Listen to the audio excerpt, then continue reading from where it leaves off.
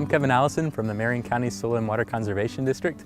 We're here in downtown Indianapolis at Pleasant Street Produce, where the grower is using ecology and biomimicry of nature to produce mixed vegetables for the benefit of soil health and water quality.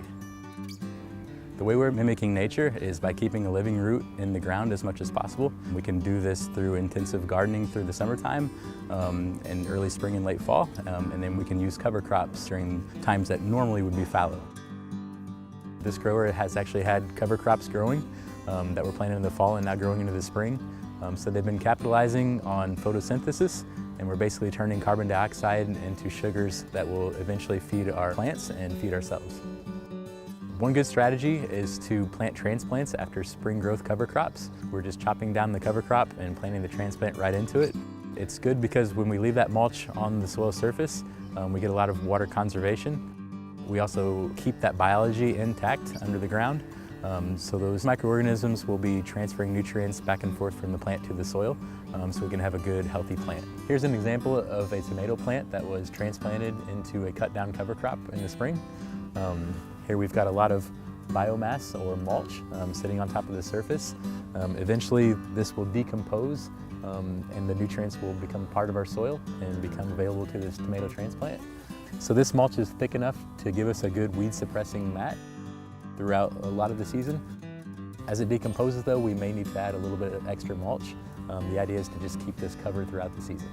In the fall, when this mulch is breaking down, we can actually pull the mulch away and seed a cover crop into the soil. Or if it's broken down enough, we might be able to just come and seed on top of the mulch and get a good cover crop stand. When we have mulches and growing vegetables, it can increase our plant health. The plant actually is not touching a bare soil, which could lead to disease. So we've got it covered and we've got the vegetable plant growing up through that. This grower is growing mixed vegetables on an acre. So here he's got a cover crop that was planted in the fall. He's got a lot of spring growth here. He's actually going to be taking about 10% of his ground here and planting a summer cover crop. So this year this will not be in vegetable production, but on the other hand he's actually going to be biologically priming the soil and building soil organic matter for years to come.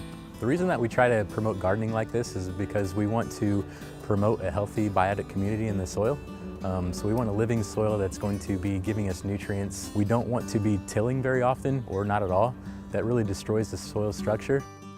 We really need that soil life to be giving us nutrients and cycling nutrients. All that good stuff in the soil is going to end up bringing the plant more nutrition, which can give us more nutrition as well. Thank you for watching this video. I hope it was helpful. If you need more information, don't hesitate to reach out to your local Soil and Water Conservation District or local growers. We hope you can use some of these practices to make a difference.